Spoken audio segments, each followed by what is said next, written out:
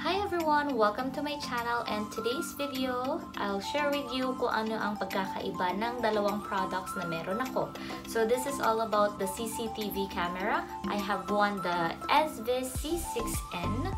Ayan. And itong other brand is the V380. Ayan, Wi-Fi smart camera. So kung mapapansin ninyo guys, yung box magkaiba. And then, yung itsura ng products or CCTV is magkaiba din. So, without any further ado, I'm going to share with you kung ano ang meron sa loob. So, we will do unboxing at the same time, ano yung pagkakaiba nilang dalawa. Okay? Hi guys! So, ito na nga yung aking dalawang CCTV camera. Magkaiba po yan. So, si SVIS C6N at si V380 Wi-Fi Smart Camera. So, ang gagawin ko po today is i-unbox ko po at i-share sa inyo kung ano po yung pagkakaiba nilang dalawa. So, bale, may na-upload naman na po akong video ng V380. Yun nga lang po, no internet access naman po ang naging step-by-step ko po doon. While si SVIS, nag-unbox po ako at shinare ko po kung ano po yung mga inclusion po ng product kapag binili nyo po ito. So, for now guys, ang gagawin muna, ayan, unboxing po ulit. Ayan. Tapos, sa susunod na video po, ipapakita ko naman po paano po i-set up ito through internet. So, for now, wag muna po tayong magmadali at gusto ko pong i-share sa inyo kung ano ang nilalaman ng box na to. Ito again, si V380. Ayan. Wi-Fi smart camera. Kung ano po yung nakikita po nila dito sa box po, ito rin po yung makukuha or ang itsura ng camera po sa loob ng box. Ito po yung other side, meron siyang SD card, the microphone, Wi-Fi phone, and motion po. Ayan. So, ganito po yung itsura ng box. Ayan. Kung bubuksan naman po natin ito, ang makikita po ninyo is yung product na po mismo. Ito po ay for the power cord. Ayan, isang tabi muna natin si C6N. Ito na nga po yung sinasabi ko po. Ayan. So, ito po yung camera niya. Infrared po. Ito yung antenna. Tapos, meron siyang LAN port, reset button, tsaka yung power cord po. Eh, nabanggit mo kanina, miss, merong card slot. Yes, meron naman po. Yun nga lang, nasaan nga ba? Ayan, kasi pag tingin mo po dito, wala naman po talaga. So, hidden nga po yun at parang pinaka-secret nga po. So, kung i-flip po kasi natin, dahan-dahan lamang po para hindi naman po masira si CCTV agad. So, ito na po yung SD card slot ng ng V380 po. Ayan, nandito po sa ilalim. Kung hindi po natin na gagalawin, hindi po natin makikita. Pero yan po ang card slot. Ayan. Tingnan muna natin. Meron na rin pong, ito yung guide niya. Meron din siyang pang wall mount. At mga gamit na ito, mga tornilyo po. So, yan ang inclusion po niya. Again, the power cord pero without adapter lamang po. So, kayo na po ang mismong magpo-provide po niyan. Okay. So, ayan. For now, ayan, ipapakita ko muna. Ayan.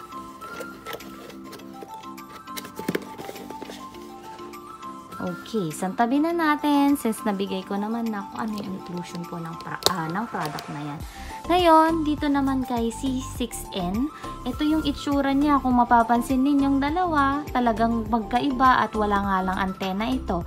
At it seems like napakaliit nga lamang ng product na ito. Ayan.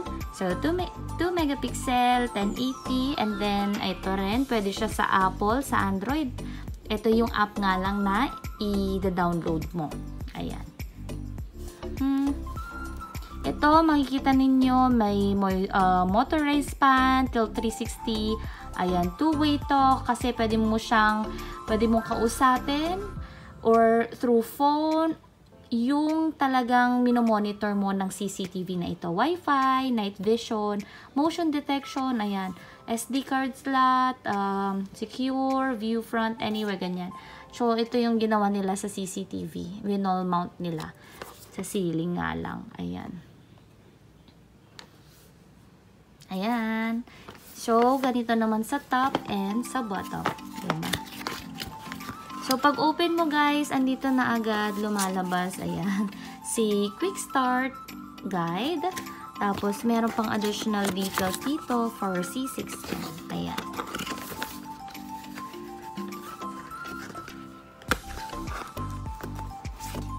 Ayan. So, ayan na yung si product. Nasa loob. Ito naman guys, ang nilalaman is ito, ceiling drill template. Ayan. Tapos, may pang wall mount din. Yung tornilyo. May adapter na siya. Ayan.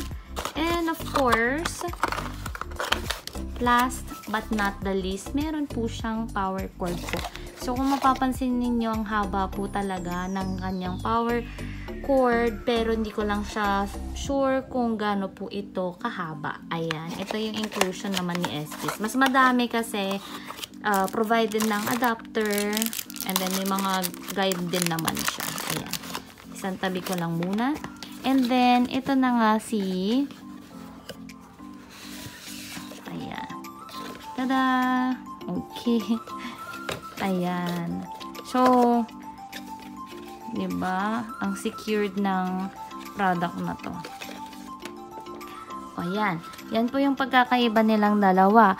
So, ngayon, si SBIS, ito po. May infrared light, power, tapos, wala ng antenna, speaker, LAN port, the power cord, and, ayan po yung likod, yung pwede siyang ilagay dito, na wall mount. Ayan. So, nasan naman yung SD card nito? So, ganun din po, kagaya po ni V380. Ayan, ititilt nyo lang po ito or i-up, pero dapat po dahan-dahan lang. Okay po, para hindi po masira.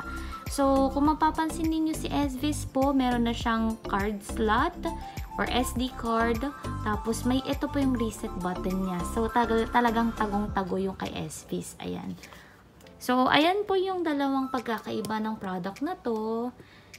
So, yung next video po is kung paano i-set up ang mga product na to through internet connection. So, ayun lamang po. Maraming salamat. Yun guys, salamat ulit sa inyong panonood. And again, abang-abang na lang po tayo sa aking magiging video kung paano po ito i-set up through internet wired connection po tayo. Okay? Thank you so much and see you again next time. Bye!